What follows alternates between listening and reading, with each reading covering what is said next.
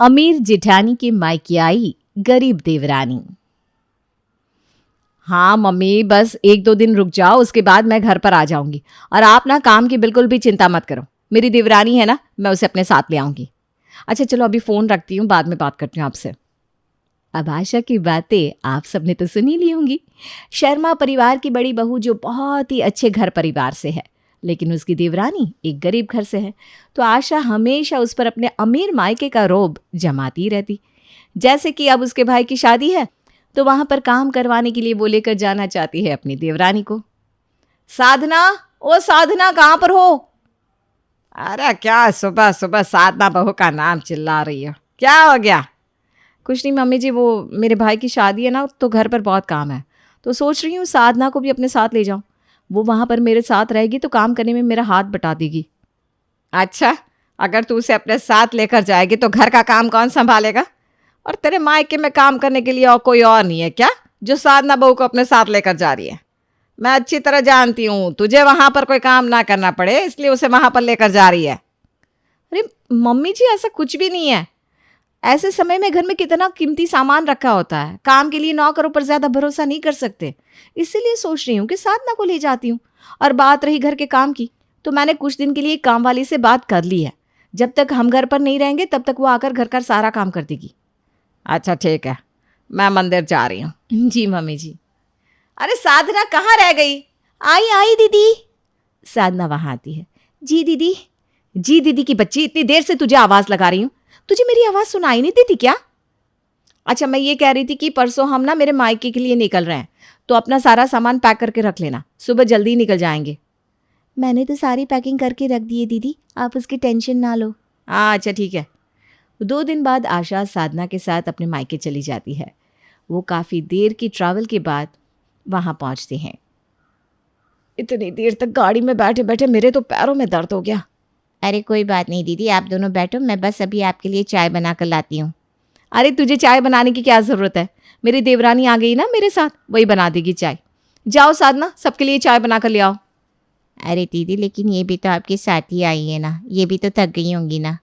अरे इसे काम करने की आदत है, इसके मायके वाले ना लकड़ी का काम करते थे, तो इसे काम करने की बहुत आदत है।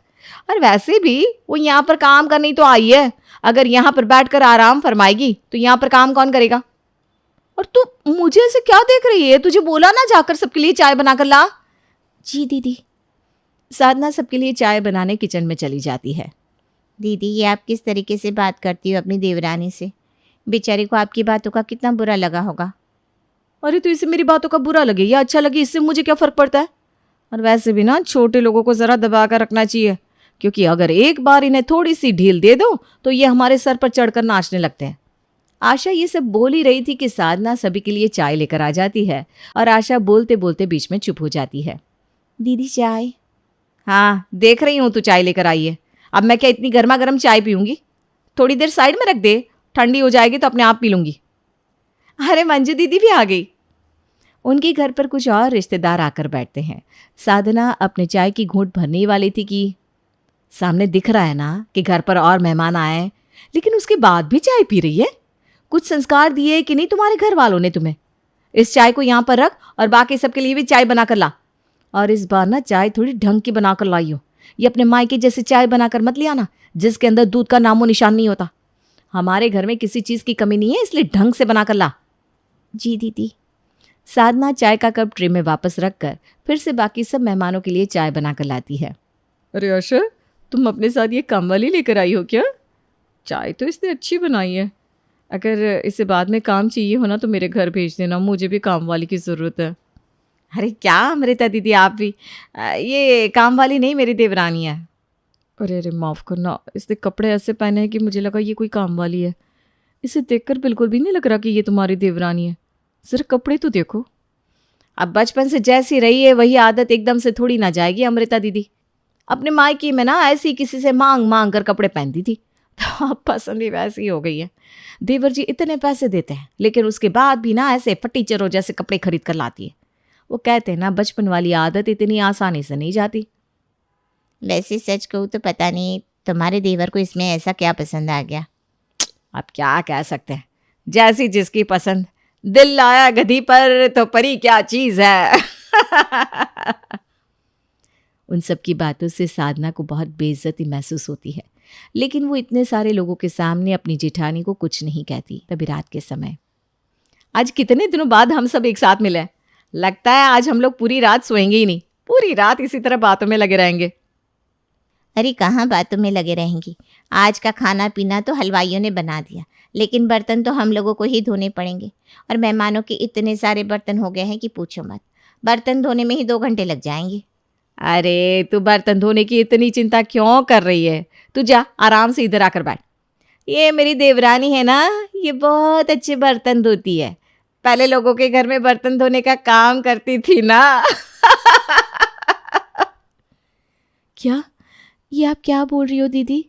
मुझे भी पता है कि मैं बहुत गरीब घर से हूँ, लेकिन मेरे मम्मी पापा ने कभी ऐसी नौबत नहीं आने दी कि मुझे दूसरों के घरों में जाकर बर्तन धोने का काम करना पड़े। अरे अरे अरे, तू तो मेरी बात का बुरा ही मान गई। मैं तेरी जिठानी हूँ, अब मैं क्या तेरे साथ मजाक भी नहीं कर सकती? और देख, ये बात तो बिल्कुल सच है कि तू बर्तन बहुत अच्छे से धोती है, इसलिए जाकर सारे बर्तन धो दे। वैसे भी ना हम सब लोग बहुत थके हुए हैं और हम सबको सुबह मार्केट भी जाना है। वैसे भी बर्तन ना कुछ ज़्यादा नहीं है, थोड़ी देर में धो लेगी तू।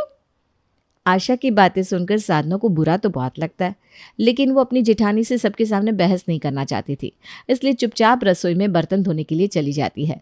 लेकिन रसोई में तो बर्तनों का पहाड़ जमा था, जिसे देखकर साधना का माथा ठनक जाता है। हे भगवान, इतने सारे बर्तन! इतने सारे बर्तन तो कोई घर के नौकर से भी नहीं धुलवाता, जितने बर्तनों को धोने का काम दीदी ने मुझ पर सौंप दिया है। हद है भाई, इतने सारे बर्तन धोने में तो मुझे 2-3 घंटे लग जाएंगे और तब तक तो सुबह ही हो जाएगी। ऊपर से मुझे इतनी थकान हो रही है, इतनी ज़ोर से नींद आ रही है, कोई काम में मेरी मदद करवाने के लिए भी नहीं आया। बेचारी साधना अकेली सारे बर्तनों को धोने में लग जाती है। बर्तन इतने ज़्यादा थे कि उस बर्तनों को धोते धोते सुबह के 4 बज जाते हैं।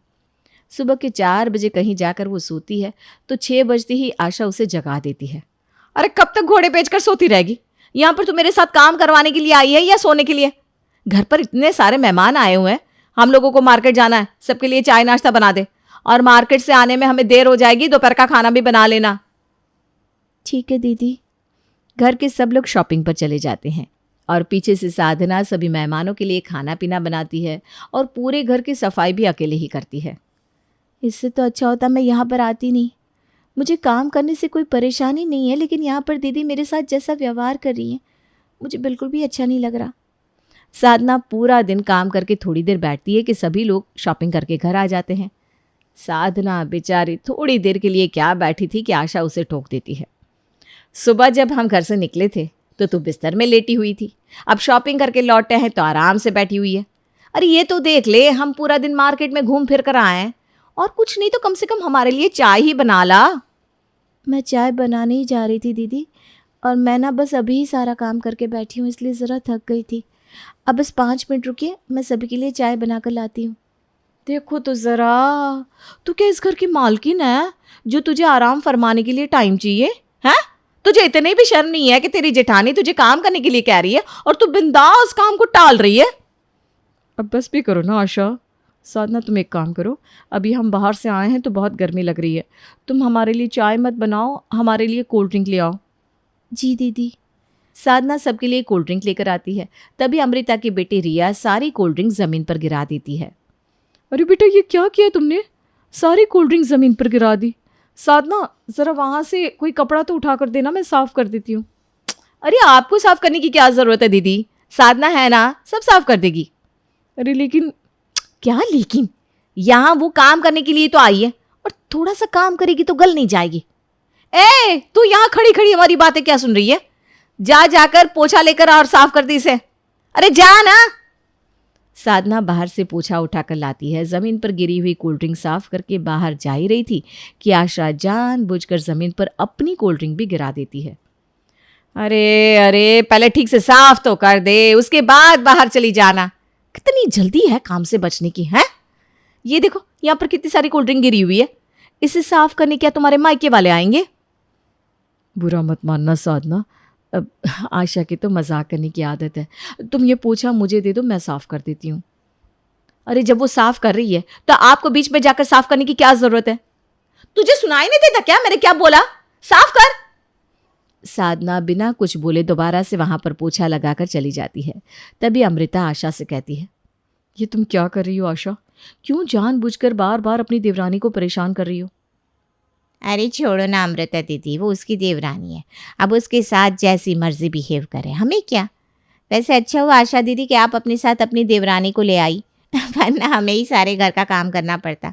इसके चक्कर में तो नौकरानी को देने वाले पैसे भी बच गए। साधना दरवाजे के पीछे छिपकर उनकी सारी बातें सुन लेती है। उनकी ऐसी बातों से साधना के दिल को बहुत ठेस पहुंचती है।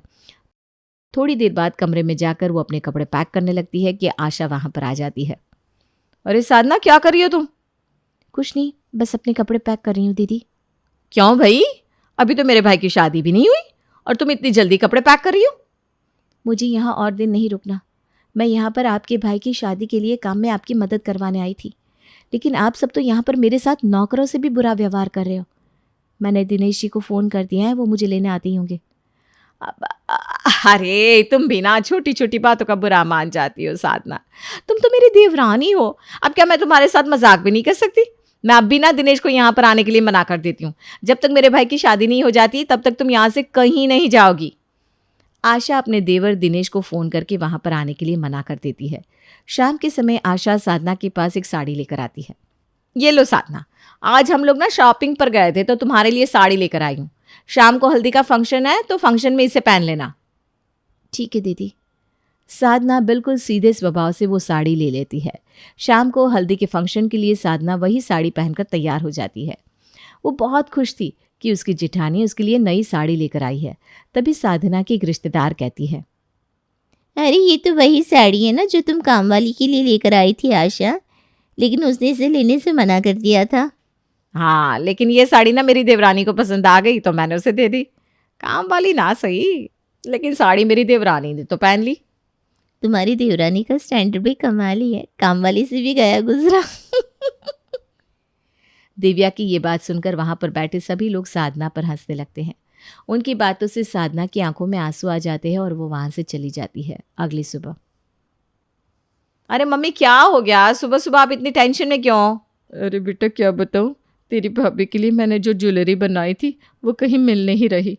सुबह से 3 बार पूरी अलमारी छान चुकी हूँ। क्या? लेकिन ऐसे कैसे ज्वेलरी कहीं जा सकती है? और वैसे भी अलमारी की चाबी तो आपके पास ही रहती है। हाँ बेटा, लेकिन फिर भी पता नहीं कैसे ज्वेलरी गायब हो गई। ज्वेलरी गायब होने की बात घर में फैल जाती है। तभी उनके रिश्तेदार पुष्पा कहती है, अगर किसी ने ज्वेलरी चुराई है तो ज़रूर घर में ही कहीं ना कहीं छुपाई होगी। आप सबके सामान की तलाशी ले लो, आपको मिल जाएगी। क्या तो तुम ठीक रही हो पुष्पा बेटा, मेरी लाखों की ज्वेलरी ऐसे कैसे कोई चुरा कर ले जा सकता है। आशा की मम्मी सबके सामान में ज्वेलरी ढूंढती है और उन्हें आशा के बैग से ज्वेलरी मिल जाती है। ये ब्लू बैग किसका है? ये तो मेरा बैग है मम्मी, लेकिन क्या हुआ? ये सारी ज्वेलरी तेरे बैग से मिली है। मुझे तो यकीन ही नहीं हो रहा कि तू अपनी भाभी के लिए बनवाई हुई ज्वेलरी चुरा सकती है। ये आप क्या बोल रही हो मम्मी? मैं भला इसे क्यों चुराऊंगी? और आपने ऐसा सोचा भी कैसे? क्या आपको मुझ पर इतना भी भरोसा नहीं है? आशा दीदी, अब सारी ज्वेलरी आपके बैग से मिली है तो कोई कैसे आपके ऊपर भरोसा करेगा? पहले दिन से ही ना आपकी नज़र उस ज्वेलरी पे थी। वैसे भी आपको ये बात कभी बर्दाश्त नहीं होती कि आपसे ज़्यादा किसी और को मिल जाए। आपको पता भी है आप क्या बोल रही हैं पुष्पा दीदी? ये मेरा घर है और मैं अपने घर से गहने चुराऊंगी क्या? हद हो गई, आप लोग मुझ पर ही शक कर रहे हैं। क्या आप लोगों को मुझ पर इतना भी विश्वास नहीं है? बुरा मत मानना आशा, लेकिन ऐसे में कैसे कोई तुम पर कभी भरोसा करेगा? अगर किसी और ने ज्वेलरी चुराई होती तो अब तक ज्वेलरी यहाँ पर थोड़ी ना होती, और कोई और ज्वेलरी चुरा कर तुम्हारे बैग में क्यों रखेगा? अगर कोई और चुराता तो उसे इतना तो पता होता कि घर में चेकिंग होगी, इसलिए वो पहले ही इसे घर से गायब कर देता। तुम्हें लगा होगा कि मैं तो इस घर की बेटी हूँ, मुझ पर तो कोई शक करेगा नहीं, कोई मेरी बैग चेक करेगा नहीं। इसी बात का फ़ायदा उठाया ना तुमने। बस बहुत हो गया, मैं दीदी के खिलाफ अब एक शब्द और नहीं सुन सकती। मेरी आशा दीदी भले ही ज़बान की कितनी भी कड़वी हो, लेकिन वो कभी भी ऐसी हरकत नहीं कर सकती। अच्छा, अगर ये हरकत तुम्हारी आशा दीदी ने नहीं की तब तो जाहिर सी बात है कि ये सब तुम्हारा ही किया धरा है। पहले तुमने ज्वेलरी चुराई, उसके बाद जब पकड़े जाने का डर लगा तो सारी की सारी आशा के बैग में रख दी। मैं भले ही गरीब घर से हूँ, लेकिन कभी मुझे मेरे मम्मी पापा ने ऐसी हरकत करना नहीं सिखाया। बाकी ये ज्वेलरी किसने चुराई है वो तो अभी आप सबको पता चल जाएगा। क्या मतलब, कैसे पता चल जाएगा? जब आपने इस कमरे में आकर ज्वेलरी को आशा दीदी के बैग में रखा था ना, बस 2 मिनट पहले मैं अपना फ़ोन चार्जिंग में लगा कर गई थी और गलती से मेरे फ़ोन की रिकॉर्डिंग ऑन हो गई थी।